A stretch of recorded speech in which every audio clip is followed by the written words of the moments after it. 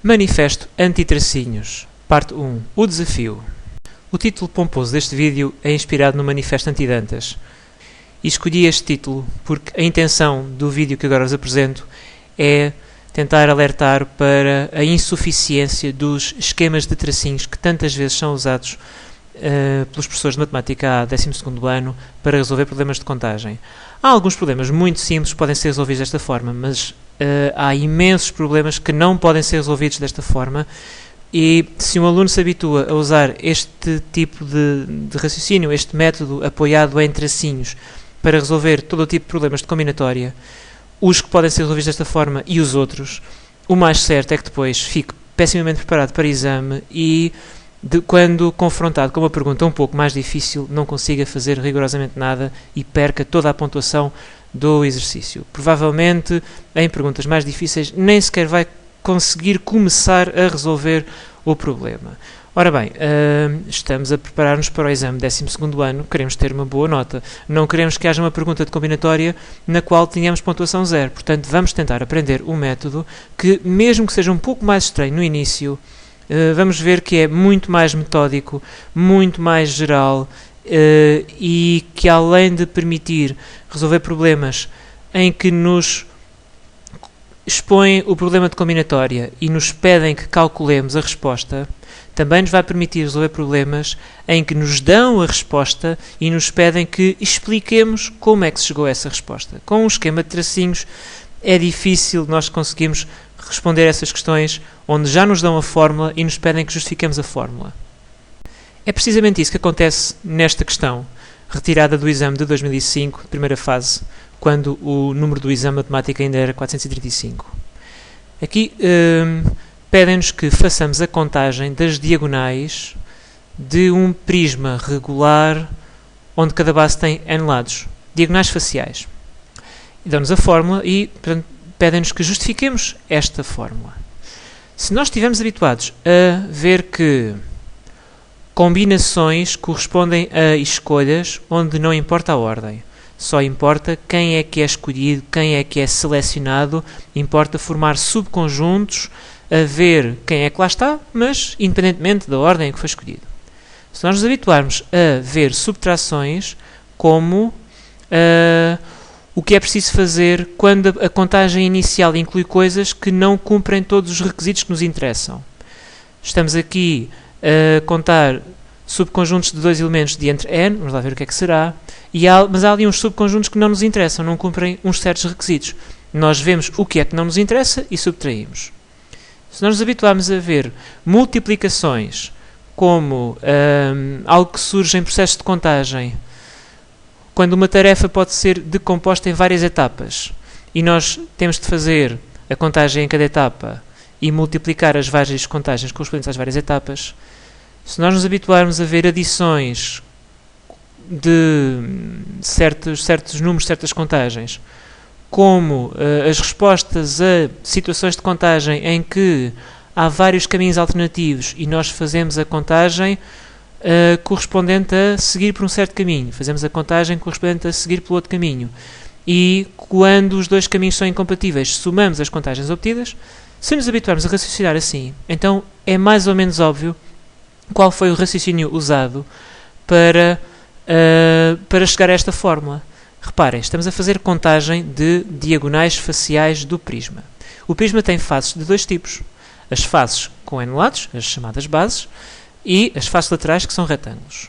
Então, há de haver uma destas parcelas que corresponde à contagem das diagonais das bases, e há de haver outra parcela que corresponde à contagem das diagonais das faces laterais. Agora vejam lá qual será qual. Aqui há um produto, 2 vezes qualquer coisa. 2q, se calhar, 2 bases. Vamos escolher uma base em duas. Temos duas hipóteses, temos duas escolhas quanto à base. E depois este 2 multiplica por qualquer coisa. Ok, já escolhemos uma base. Agora vamos lá ver quantas diagonais é que ela tem. Uma diagonal é um segmento de reta. Um segmento de reta é definido por 2 pontos. O segmento AB ou o segmento BA é exatamente o mesmo segmento. Estamos a falar de segmentos, não de segmentos orientados. Portanto, importa quais são as extremidades, não importa a ordem em que foram selecionadas. Então, para definirmos uma diagonal da base, basta selecionarmos 2 vértices da base. O problema é que algumas escolhas de vértices da base, 2 vértices distintos, não definem uma diagonal, definem um dos lados. Então, ao número de segmentos que é possível definir usando 2 vértices da base, é preciso subtrair aqueles segmentos que na verdade não são diagonais, mas são lados. Eis o porquê desta subtração. Passemos agora para outra parcela. 2 vezes n é a mesma coisa que n vezes 2. E portanto, podíamos escolher uma coisa entre n. N quê? N faces laterais. Vamos escolher uma face lateral. E depois, dentro dessa face lateral, vamos escolher uma das diagonais. E são 2. E como para escolher uma diagonal qualquer de uma das faces laterais, primeiro temos de selecionar uma face lateral e depois temos de selecionar uma das suas diagonais, temos 2 etapas. O número de maneiras de selecionar uma diagonal de uma face lateral vai ser obtido multiplicando estes dois fatores, estas 2 contagens. No fim, somamos as diagonais das bases com as diagonais das faces laterais. Portanto, se nós nos habituarmos a associar cada tipo de operação ou cada tipo de símbolo de contagem a um certo procedimento na nossa estratégia de obtenção de todas as possibilidades, isto é,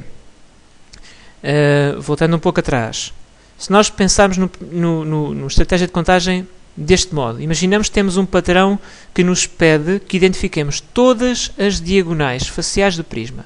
Nós não vamos fazer uma lista exaustiva de todas as diagonais faciais do prisma, mas vamos conceber uma estratégia que nos permitiria obter todas as diagonais faciais do prisma e depois vamos ver a cada passo dessa estratégia que tipo de contagem é que é feita ou que tipo de operação é que tem que ser feita. Portanto, se temos várias maneiras de selecionar uma diagonal facial do prisma, ou vamos para um lado ou vamos para o outro, ou escolhemos uma das diagonais das bases ou escolhemos uma das diagonais das faces laterais. Temos 2 caminhos alternativos incompatíveis. Então aparece uma soma. Se no processo de escolha há várias etapas que têm que ser cumpridas cumulativamente e só no fim é que a gente tem uma das respostas para o nosso padrão, só no fim é que a gente tem escolhida uma das diagonais. Por exemplo, escolhemos uma das bases e depois escolhemos uma das diagonais dessa base. Ou escolhemos uma das faces laterais e depois escolhemos uma das diagonais dessa face lateral. Quando é assim, quando temos várias etapas para chegar a uma das situações que estamos a contar, multiplicamos as contagens correspondentes às várias etapas. Daí o n vezes 2. Daí o 2 vezes qualquer coisa. N vezes 2 porque são n faces laterais, cada uma com 2 diagonais. 2 vezes qualquer coisa porque são 2 bases, cada uma com não sei quantas diagonais. Agora temos que ver como é que se obtém uma das diagonais de uma base. É escolher dois vértices, combinações de n 2 a 2, mas depois retirar as escolhas que não definem diagonais, mas sim lados. Pronto, com este tipo de raciocínio, esta questão não tem qualquer dificuldade. Agora desafio-vos a responderem a esta questão usando um diagrama com tracinhos. E mais, desafio-vos a escreverem uma resposta completa, limpa, elegante, convincente para apresentar em exame usando um diagrama em tracinhos. Se conseguirem, peço-vos que me enviem a resposta, porque duvido muito que sejam capazes. Não é sem ofensa, simplesmente neste tipo de problema duvido muito que um diagrama em tracinhos, por muito bem que seja usado, possa proporcionar uma resposta convincente a esta pergunta. A segunda questão que vos apresento, extraída de um dos exames de 2003, é muito parecida. Dão-nos uma certa situação, um problema de contagem, dão-nos a fórmula, e nós temos de justificar aquela fórmula. Aliás, aqui nem é um problema de contagem, é um problema de cálculo de probabilidades. Mas, no fim de contas, acabamos por ter 2 problemas de contagem. Contagem dos casos favoráveis, contagem dos casos possíveis. Ora bem, vamos só ver rapidamente o que é o problema. Temos 25 jovens que pretendem ir ao cinema, mas só há 20 bilhetes. Portanto, só 20 dos jovens é que vão ao cinema. E vão-se distribuir por 2 filas com 10 lugares consecutivos em cada fila. Portanto, comprados os 20 bilhetes, eles vão se distribuir ao acaso por esses lugares. Existe a hipótese de ficarem só rapazes numa fila e só raparigas na outra fila. Agora, qual é a probabilidade disso acontecer? Admitindo que todo o processo é aleatório, desde a decisão de quem são os 20 dos 25 que vão ao cinema, qual é a probabilidade de numa fila ficarem só rapazes e na outra fila ficarem só raparigas. A contagem dos casos possíveis acho que não terá grande dificuldade. Agora a contagem dos casos favoráveis. Se nós soubermos que combinações correspondem a selecionar, a formar um subconjunto, a escolher, nós vemos ali combinações de 12, 10 a 10 como maneiras de escolher 10 de entre 12. 10 quê? De entre 12 quê? 10 rapazes de entre 12 rapazes. Combinações de 10, combinações de 13, 10 a 10, portanto 10 em 13, corresponde às maneiras de selecionar 10 em 13. 10 quê? 10 raparigas entre 13. Depois ali um 2, corresponde às maneiras de escolher uma posição em duas. Por exemplo, qual é a fila onde ficam os rapazes? 10 fatorial ou permutações de 10 corresponde ao número de maneiras de ordenar 10 elementos em 10 posições. Podemos ordenar, por exemplo, os rapazes numa das filas. E depois o outro fator, ordenar as raparigas numa das filas. E porquê multiplicar? Porque para nós obtemos uma certa disposição de 10 rapazes numa fila, 10 raparigas noutra fila, temos de decidir quem são os 10 rapazes que vão ao cinema. Primeiro fator, combinações de 12, 10 a 10. A seguir temos de decidir quem são as 10 raparigas que vão ao cinema, combinações de 13, 10 a 10. A seguir temos de decidir em qual das filas ficam os rapazes, por exemplo. Aqui era indiferente. Se decidimos onde é que ficam os rapazes, automaticamente as raparigas vão para a outra. Se decidimos onde é que ficam as raparigas, automaticamente os rapazes ficam para a outra. A nossa estratégia não é a única possível, mas pronto, a nossa estratégia será escolher para onde é que vão os rapazes. Temos uma fila em duas. Vamos escolher uma delas, portanto, duas hipóteses. A seguir, temos de dispor os 10 rapazes pelos 10 lugares dessa fila. 10 fatorial maneiras. E a seguir, temos de dispor, por uma certa ordem, as 10 raparigas pelos 10 lugares da fila onde vão ficar as raparigas. 10 fatorial maneiras. E a nossa disposição de 10 rapazes numa fila, 10 raparigas na outra, só está completa quando estas 5 etapas estiverem concluídas. Então temos de multiplicar as contagens correspondentes às várias etapas. Portanto, com este tipo de raciocínio, associando combinações a escolhas de elementos de um certo conjunto, associando fatoriais a maneiras de ordenar certos elementos, usando-os todos, associando multiplicações a situações em que temos uma tarefa que pode ser decomposta em várias etapas e nós temos de fazer a contagem de possibilidades em cada etapa e multiplicamos tudo no fim. Com este tipo de raciocínio, esta fórmula é bastante óbvia. É bastante óbvio qual foi o raciocínio usado, qual foi a estratégia usada para fazer esta contagem.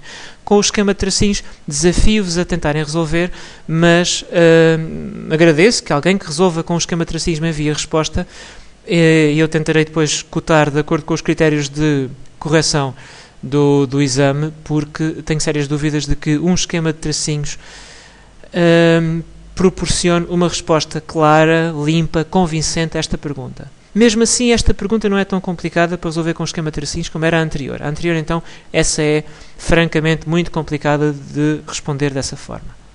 Esta questão, extraída de um exame de 2000, é do mesmo tipo. Dão-nos duas fórmulas, aqui nem sequer é uma, são duas, e temos de justificar porque é que essa fórmula dá resposta a este problema de contagem. Então vejamos. Uma caixa tem 12 compartimentos para colocar iogurtes. De quantas maneiras diferentes podemos colocar 7 iogurtes nessa caixa? Sabendo que 4 iogurtes são naturais, portanto indistinguíveis, e os restantes 3 são de frutas, um de morango, um de banana e um de ananás. Ou seja, para os iogurtes naturais só importa para onde é que eles vão. Não importa em que ordem é que selecionamos posições para eles, importa onde é que eles ficam, importa ver qual foi o subconjunto dos 12 compartimentos que nós escolhemos para colocar os iogurtes naturais. Já para os de frutas, não é bem assim. Há de haver um compartimento para o de morango, um compartimento para o de banana, um compartimento para o de ananás. Portanto, se nós convencionarmos que primeiro escolhemos o compartimento para o de morango, depois escolhemos o compartimento para o de banana e depois escolhemos o compartimento para o de ananás, então escolher compartimentos para estes 3 corresponde a fazer uma sequência de compartimentos. O primeiro para o de morango, o segundo para o de banana, o terceiro para o ananás. Então vejamos. Na resposta de um dos alunos, apresenta-se combinações de 12, 7 a 7, vezes arranjos 7, 3 a 3. E nós olhamos para as combinações de 12, 7 a 7 e pensamos logo em selecionar 7 de entre 12. E agora pensamos, então mas Selecionar 7 quê? 7 é o total de iogurtes. Então, selecionar 7 de entre 12 pode ser decidir quais são os 7 compartimentos que vão ter iogurtes. Quaisquer iogurtes. Temos uma multiplicação, quer dizer que a nossa distribuição dos iogurtes pelos compartimentos é feita em 2 etapas. A etapa seguinte, arranjos de 7, 3 a 3. 3, mas 3 são os iogurtes de frutas. Então quer dizer que a etapa seguinte vai corresponder a distribuir os iogurtes de frutas dentro dos 7 compartimentos que foram escolhidos. Bem, isso corresponde a fazer uma sequência de 7 compartimentos. O primeiro para o iogurte de morango, o segundo para o iogurte de banana, o terceiro para o iogurte de ananás. Posicionados os 3 iogurtes de frutas, os restantes 4 compartimentos dos 7 que já tinham sido escolhidos vão ser para os iogurtes naturais e, portanto, agora já não temos nenhuma escolha possível. Cumpridas as 2 primeiras etapas, a terceira etapa, que seria colocar os iogurtes naturais nos compartimentos previamente escolhidos, não tem qualquer decisão para se fazer, só pode ser cumprida de uma única maneira. Portanto, não aparece um terceiro fator, aparecem só aqueles 2. Combinações de 7, 12 a 12 e escolher, selecionar 7 compartimentos para colocar os iogurtes. Arranjos de 7, 3 a 3. Tomar 3 decisões sequenciais sem repetir respostas, com 7 opções à escolha. 3 decisões, que decisões? Para onde é que vai o iogurte de morango? Para onde é que vai o iogurte de banana? Para onde é que vai o iogurte de ananás? Sendo que as escolhas dos compartimentos para estes 3 tipos de iogurte sequencialmente não podem ser repetidas, não se pode repetir compartimentos. A outra resposta, combinações de 12, 4 a 4, portanto, significa que na primeira etapa do processo, na primeira etapa da colocação dos iogurtes nos compartimentos, nós escolhemos 4 posições. Para o quê? Para os naturais, com certeza. E ficamos com 8 compartimentos disponíveis. E agora vamos decidir sequencialmente para onde é que vai o iogurte de morango, para onde é que vai o iogurte de banana, para onde é que vai o iogurte de ananás. Ou seja, vamos formar uma sequência de compartimentos, sendo que o primeiro compartimento escolhido é para o iogurte de morango, o segundo é para o iogurte de banana, o terceiro é para o iogurte de ananás. Sequências de 3 elementos escolhidos de entre 8, sem repetição, arranjos simples. Portanto, se nós nos habituarmos a ver arranjos simples como respostas a problemas em que temos de formar uma sequência sem repetir escolhas.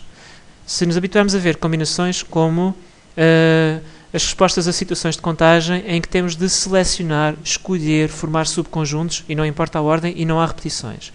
Se nos habituarmos a ler multiplicações como a operação que tem que ser feita quando uma experiência é decomposta em várias etapas e só está concluída depois de concluídas essas várias etapas, portanto, a colocação dos iogurtes nos compartimentos só está concluída depois de pormos os naturais e os de frutas, assim é fácil interpretar estas fórmulas.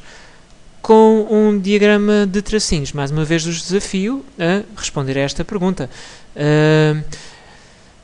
A parte dos arranjos não é muito difícil de interpretar num esquema de tracinhos, mas a parte das combinações acaba por nunca ser devidamente traduzida no esquema de tracinhos. É sempre alguma coisa que a gente tem de dizer à margem. Bem, então, porque é que não havemos de usar logo à partida um tipo de raciocínio que dispensa os tracinhos e que se baseia em atribuir significado às combinações, atribuir significado aos arranjos, etc.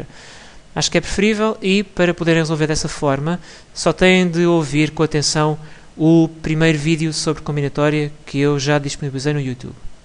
Nesta questão, temos de formar triângulos usando os vértices da figura e temos de contar o número de triângulos que podemos obter cumprindo uns certos requisitos, de maneira a que 2 dos vértices pertençam a um dos polígonos e o terceiro vértice pertença ao outro polígono.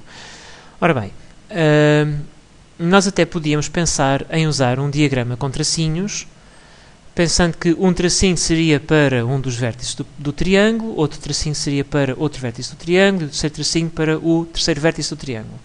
Só que nós com esses tracinhos estaríamos a fazer contagem não de triângulos, mas de sequências de 3 pontos e ao mesmo triângulo iam corresponder 6 sequências de 3 pontos.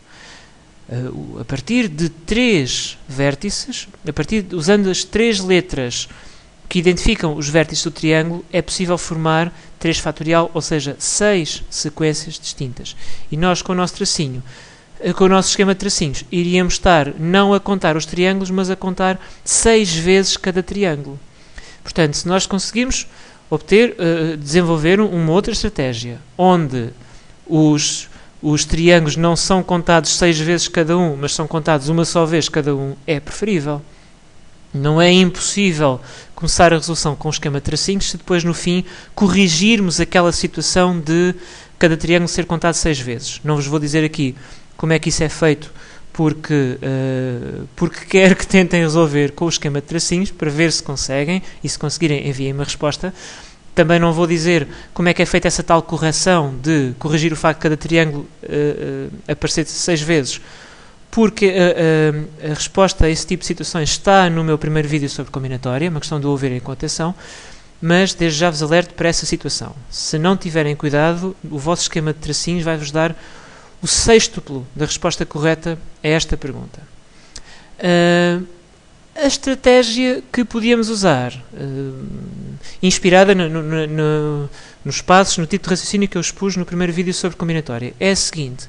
Nós vemos logo à partida que ou escolhemos 2 vértices do polígono de fora e um do polígono de dentro, ou 2 vértices do polígono de dentro e um do polígono de fora. São situações incompatíveis, então vamos somar contagens. Escolher 2 vértices do polígono de fora. Escolher 2 de entre 5. Combinações de 5, 2 a 2. Escolher um vértice do polígono de dentro. Escolher 1 de entre 4. Ok, 4 maneiras de o fazer.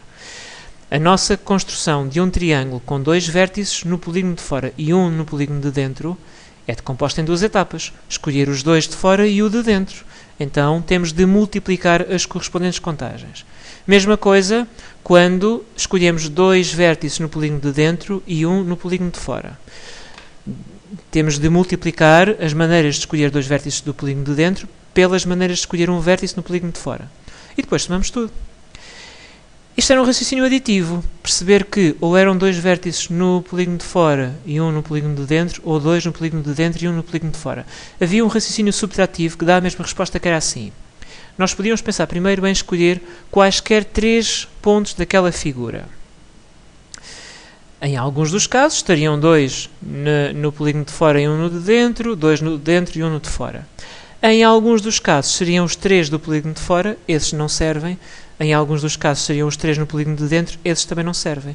Ou seja, a combinações de 9, 3 a 3, que correspondia a todos os triângulos que é possível definir com aqueles 9 pontos. Subtraíamos os triângulos em que os 3 vértices estão todos no polígono de fora e subtraíamos também os triângulos em que os 3 vértices estão todos no polígono de dentro. E obtínhamos a mesma resposta.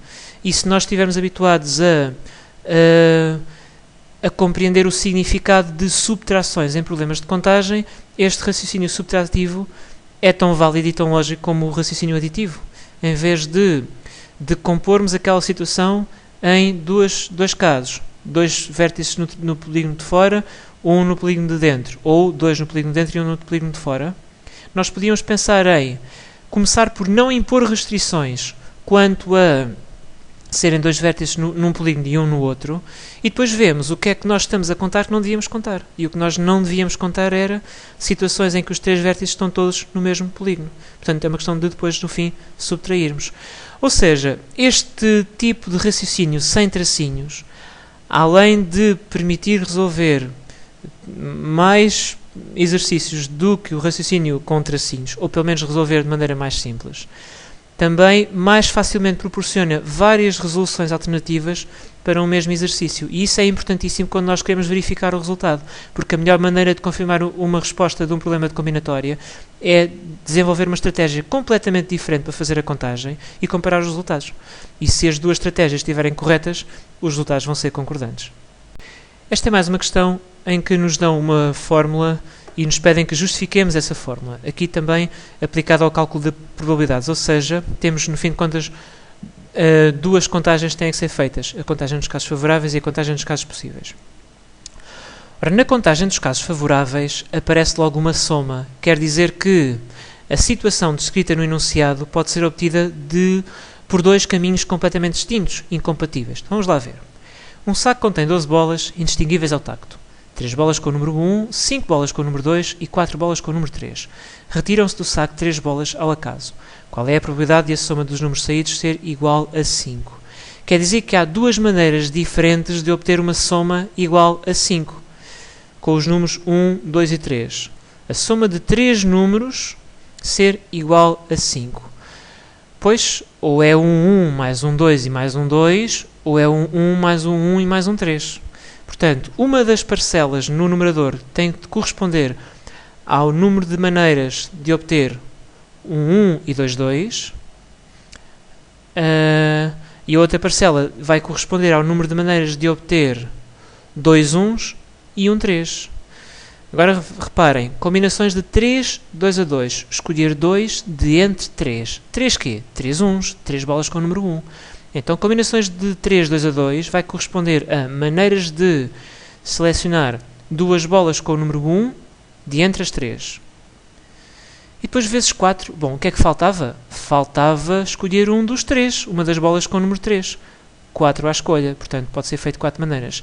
Ora, para nós concluirmos a extração com 2 bolas com o número 1 e uma bola com o número 3, é preciso começar a extrair as duas com o número 1 e a seguir, por exemplo, ou enfim, a ordem era aleatória, mas é preciso também extrair uma bola com o número 3. Portanto, são duas etapas que têm que ser cumpridas cumulativamente para obter as tais 3 bolas. Então, temos de multiplicar as contagens. Daí aquele sinal de vezes na primeira parcela. Segunda parcela. Escolher 2 de entre 5. 5 o quê? 5 bolas com o número 2. Então, quer dizer que estamos a escolher 2 das 5 bolas com o número 2. E o que é que falta escolher? Falta escolher uma bola com o número 1 para que a soma dos números seja 5. Então, combinações 5, 2 a 2 é o número de maneiras de escolher 2 bolas com o número 2, de entre as 5. 3 é o número de maneiras de escolher uma bola com o número 1, e para nós termos as 3 bolas e a soma dos números ser 5, neste caso, temos que ter as tais 2 bolas com o número 2 e a tal uma bola com o número 1. Então, como são 2 etapas consecutivas para chegar à resposta final, temos de multiplicar as contagens. Depois, no fim, temos aqueles 2 caminhos alternativos, ou 3 com 1 com 1, ou 2 com 2 com 1.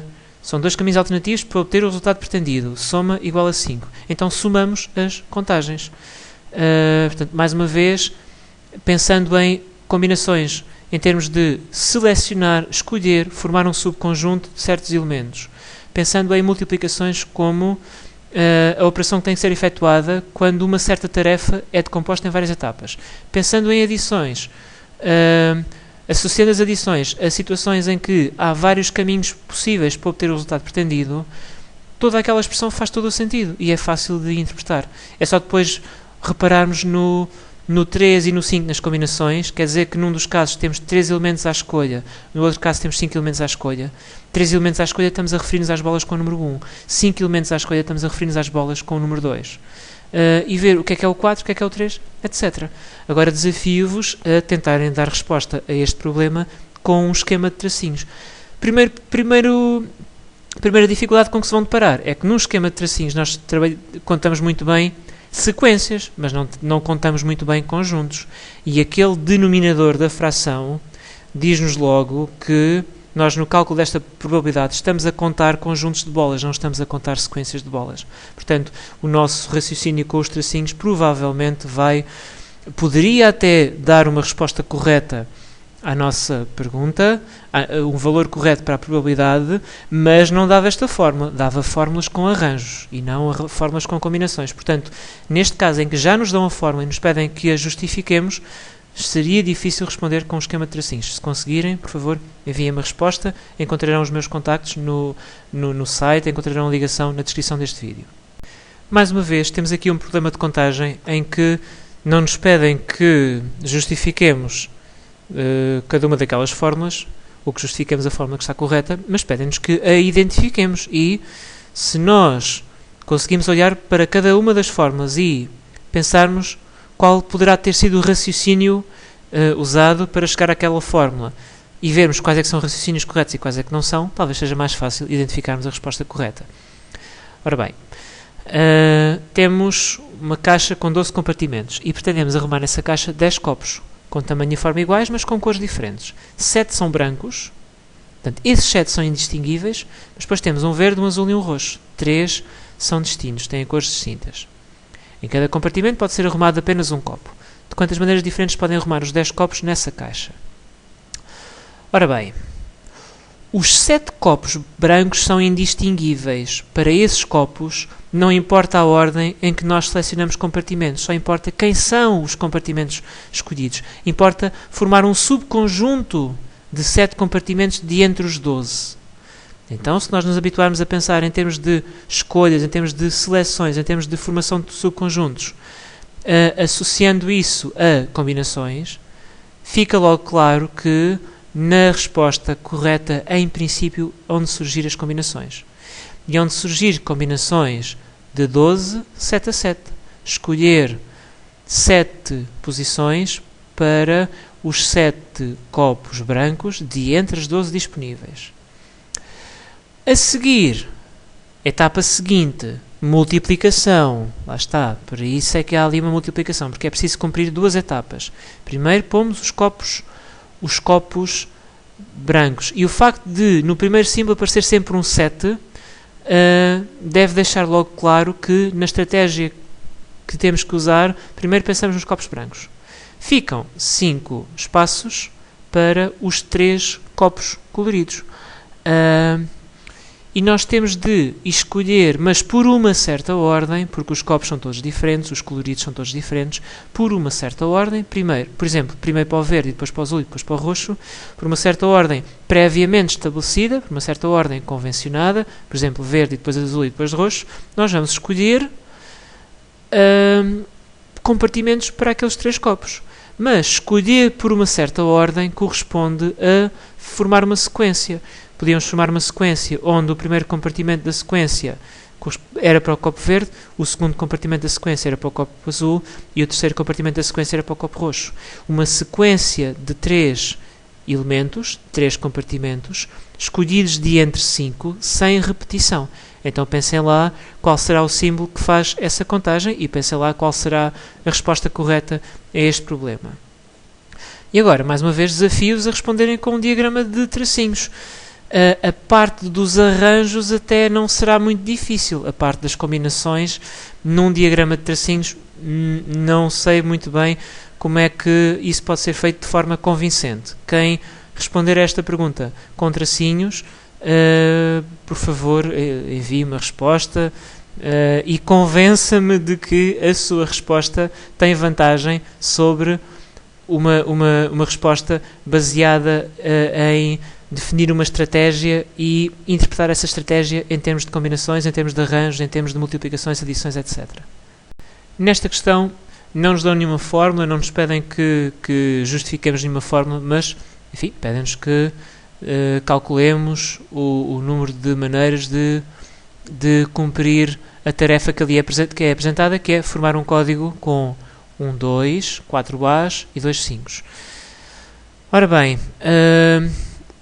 o próprio código é uma sequência de símbolos, só que há ali símbolos repetidos e o diagrama de tracinhos, quando há símbolos repetidos, quando vários espaços podem ser preenchidos com o mesmo tipo de símbolo, o mais certo é a contagem feita com esse diagrama dar uma resposta errada. E aliás, é precisamente por causa disso que a pergunta é apresentada como pergunta de escolha múltipla e provavelmente alguma daquelas respostas está destinada a enganar os alunos que usem um diagrama de tracinhos e se esqueçam de que há ali símbolos iguais.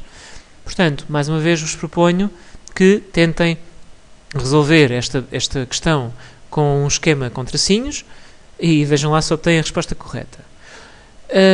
E depois proponho-vos que raciocinem da maneira como que eu tentei apresentar no primeiro vídeo sobre combinatória, que é a seguinte. Imaginemos o tal patrão que nos pede que façamos uma lista de todos os códigos com aquelas características. Patrão, o professor, enfim, alguém que nos pede que elaboremos essa lista. E nós temos que elaborar, temos que definir uma estratégia. Uma estratégia para construir cada código. E depois é uma questão de vermos que alternativas é que se nos oferecem. Ora, a estratégia para construir um código naquelas condições pode ter como primeira etapa escolher para onde é que vai o 2, escolher uma posição entre 7, a seguir escolher para onde é que vão os 5, escolher 2 posições de entre 6, porque já só sobram 6, e para o resto vão os As. Então, escolher, selecionar, formar um subconjunto, escolher uma posição para o 2, entre 7, combinações de 7, 1 a 1. A seguir, escolher 2 posições para os 5, de entre 6, selecionar 2 posições para os 5. Das 6 posições restantes, formar um subconjunto de 2 posições que serão preenchidas com 5. Ora, vejam lá qual é a ferramenta de contagem que usamos aqui. E como são 2 etapas sequenciais, nós vamos ter que multiplicar as contagens. No fim, temos que pôr os As, mas aí já não há escolha. Quando na etapa final já não há escolha possível, o número de maneiras de cumprir a etapa final é 1, estaríamos a multiplicar por 1, nem sequer se põe lá esse fator. Portanto, posicionados os 2 e posicionados os 5, o código já está determinado sem qualquer ambiguidade, porque é só preencher as posições restantes com As. Então vejam lá qual será a fórmula que nos dá o número de maneiras, o número de códigos com estas características, e vejam qual é o resultado. Esta é mais uma questão em que só se pede o resultado final numérico, não se pede uma fórmula para a contagem, pede-se mesmo o resultado numérico. E portanto também não é preciso apresentar justificações, porque é uma pergunta de escolha múltipla. Mas, se nós tentarmos responder esta pergunta com um diagrama com tracinhos, temos um problema. É que nós temos 6 lugares para 8 jovens, 4 raparigas e 4 rapazes. 2 jovens ficam de fora. Se nós puséssemos tracinhos para os jovens que ficam de fora, a distribuição dos 2 jovens por esses 2 tracinhos é completamente irrelevante. Os que ficaram de fora ficam de pé, e de pé não há posições distintas. Não importa onde é que está cada um, eles podem dançar ali no autocarro de pé, que nós não identificamos isso como situações distintas para o nosso processo de contagem. Os que estão sentados é que cada um ficará sentado num certo lugar, e se trocarem lugares nós juntamos a diferença. Portanto, se nós fizéssemos um esquema com 8 tracinhos, 6 para os jovens que se vão sentar e 2 para os que ficam de pé, tínhamos logo que ter em conta que a disposição dos jovens que ficam de pé pelos 2 tracinhos é completamente irrelevante. Ou seja, há aí um fator de 2 que ou multiplica ou divide, mas que pode conduzir a um resultado errado. Vejam lá isso. E depois, para selecionar, para sentarmos as 4 raparigas e 2 rapazes, é preciso decidir quem são os 2 rapazes e é preciso decidir para onde é que eles vão, e depois é preciso distribuí-los pelas posições reservadas para os rapazes e distribuir as raparigas pelas posições reservadas para as raparigas, etc. Agora, vejam lá como é que ilustram todas essas decisões num diagrama com tracinhos. Quem conseguir fazer uma resposta convincente e obter o resultado correto, mas acima de tudo, quem conseguir apresentar um raciocínio convincente, envie uma resposta. Mas quem não conseguir, e não me surpreende, não consiga, tente resolver nos moldes em que eu tenho tentado apresentar, ou seja, conceber uma estratégia para sentar 4 raparigas e 2 rapazes, pode distribuir pelos lugares e ver de quantas maneiras é que essa estratégia pode ser implementada. E a estratégia podia ser, por exemplo, escolher os 2 rapazes que se vão sentar, escolher de entre 4, selecionar 2 rapazes de entre 4. Ora, vejam qual é a ferramenta de contagem que usamos, e ficamos com 6 jovens. As raparigas vão sentar e aqueles 2 rapazes também. E vamos distribuir por uma certa ordem os 6 jovens pelos 6 lugares e ver de quantas maneiras é que isso pode ser feito. 2 etapas sequenciais, temos de multiplicar a contagem na primeira etapa pela contagem na segunda etapa. Pronto, tentem ver qual é a forma que se obtém e qual é a resposta correta.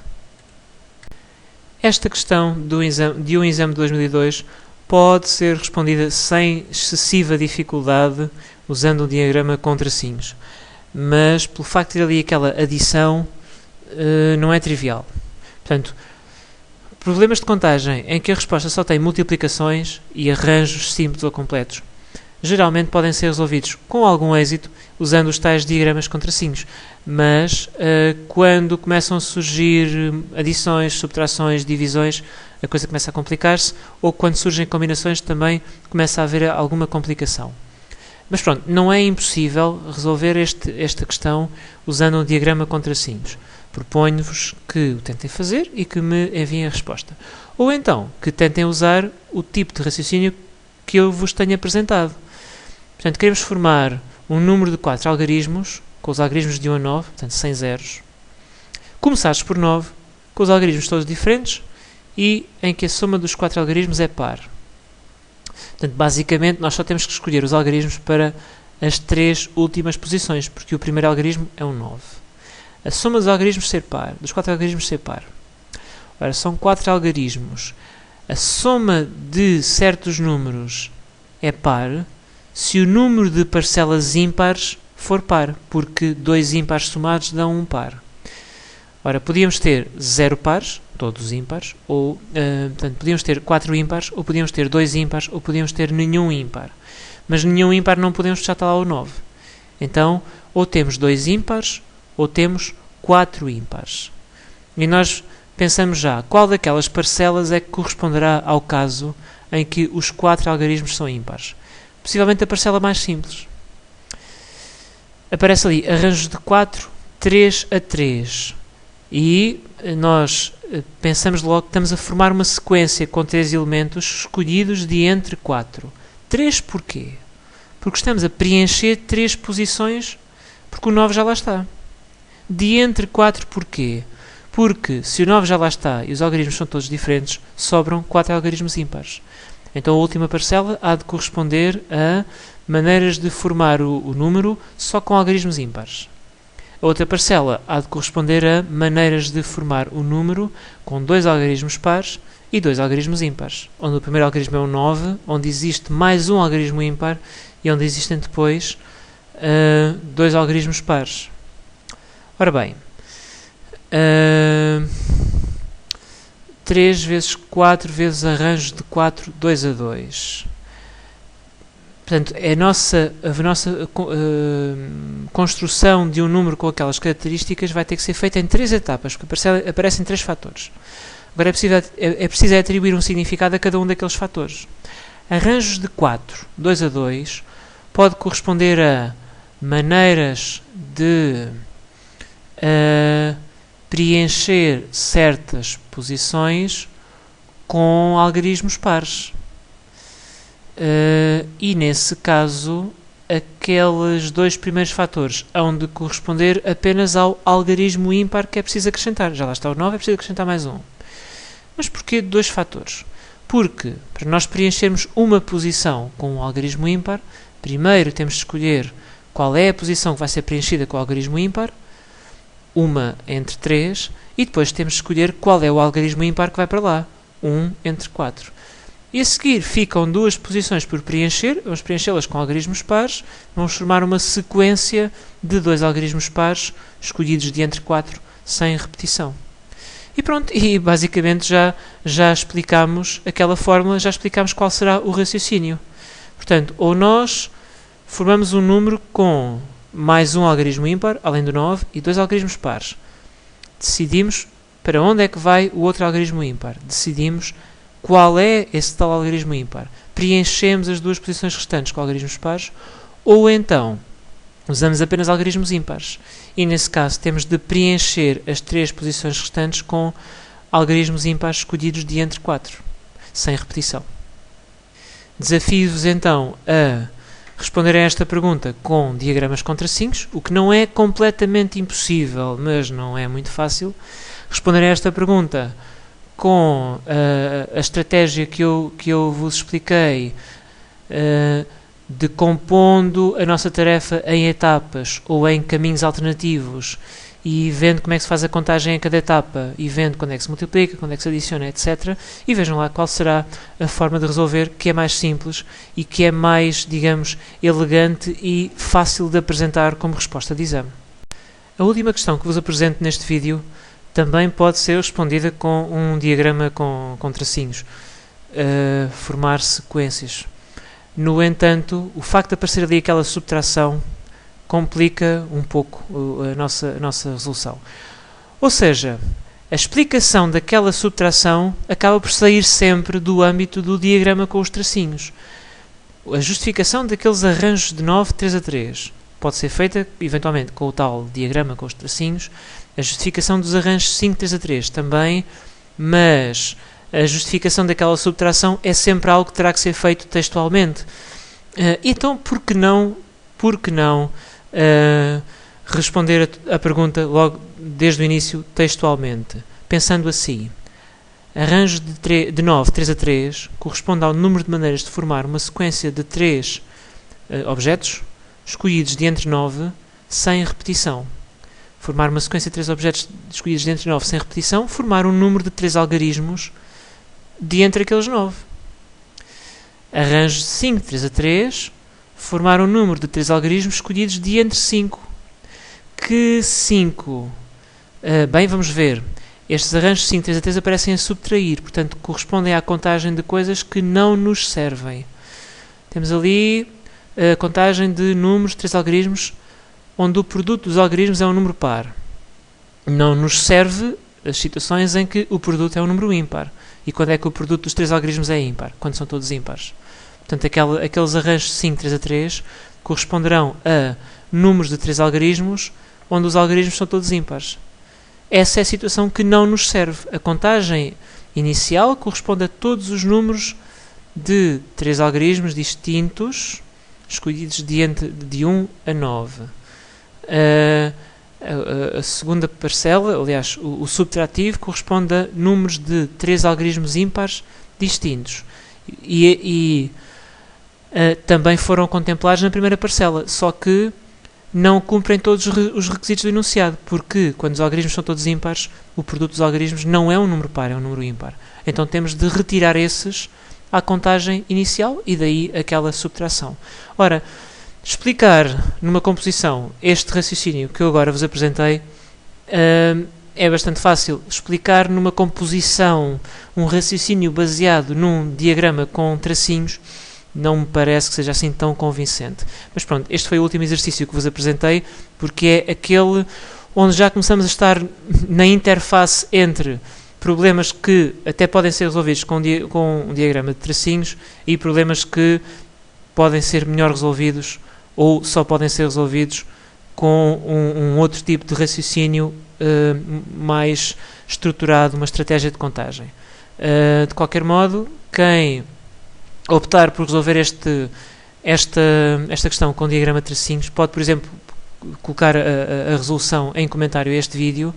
Quem quiser resolver estabelecendo uma estratégia para obter todos os números naquelas condições e depois interpretando as etapas da estratégia em termos de fórmulas de contagem, pode também apresentar a resposta em comentário a este vídeo e depois vamos lá ver quais serão as respostas mais convincentes, mais claras, mais inteligíveis e, portanto, mais adequadas para uma resposta a um exame de matemática 12º ano. Existirá um vídeo futuro com as respostas a estas 10 questões seguindo o método que eu vos proponho e que tentei apresentar com detalhe no vídeo anterior sobre combinatória, mas deixo para já o desafio de responderem a estas 10 questões e espero que este desafio convença de que